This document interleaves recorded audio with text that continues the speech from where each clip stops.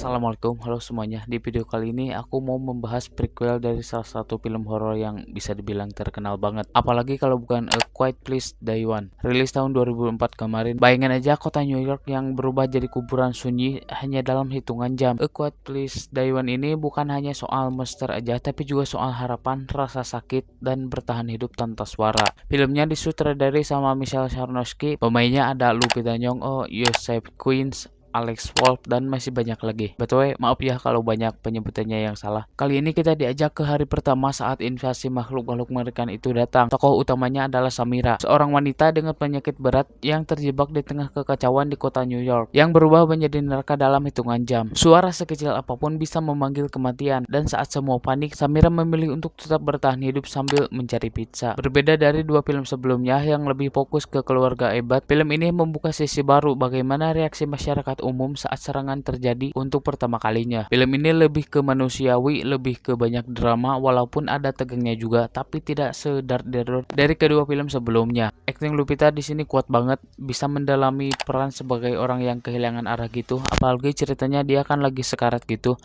Itu beneran dapat banget cuy.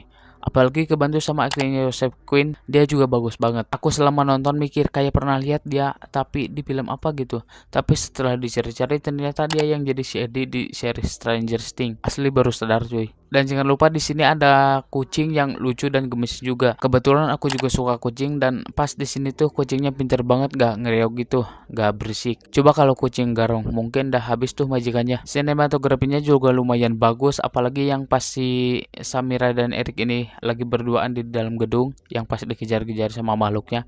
Itu pasti makhluknya datang dari atas, itu beneran bagus cuy. Jadi semakin kerasa banget tegangnya. Musiknya juga lumayan dan bikin jantung kita jadi ikut dagdikduk gitu, dan bikin suasananya jadi semakin mencekam. Untuk alur cerita mungkin untuk sebagian orang akan ada yang agak bosan sedikit karena gak seheboh dari film kedua sebelumnya. Tapi buat yang suka agak slow gitu, gak terlalu banyak dar-dar, mungkin ini akan cocok di kalian. Pesan moralnya sih mungkin seberapa tekanan hidup kalian, mau diberi penyakit keras, mau sesusah apapun itu, bahkan jika ada suatu makhluk mengerikan menyerang atau mengancam hidup kita tetaplah berusaha survive sebisa mungkin dan jangan gampang menyerah. Kekurangannya mungkin menurut aku sih ada beberapa scene yang agak terlalu ngebosenin gitu dan banyak bertele-tele, dan apalagi ya, udah mungkin gitu aja. Selebihnya menurut aku pas aja, nggak ada yang kurang dan nggak ada yang lebih juga. Intinya kalau kalian suka yang lebih ke drama agak mellow, ini pasti cocok banget. Tapi buat yang suka full tegang, nggak banyak basa-basi atau tetap dibuat tegang sepanjang nonton, mungkin ini agak kurang cocok. Tapi belum tentu juga, siapa tahu kalian suka. Kata aku sih mending langsung aja cobain nonton.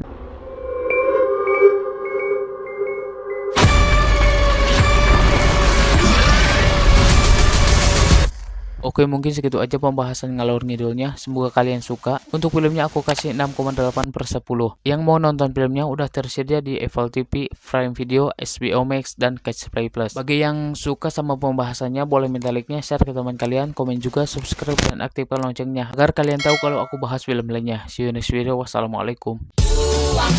Baby, you're the one for me. Baby, you are meant for me. I'm in love with you.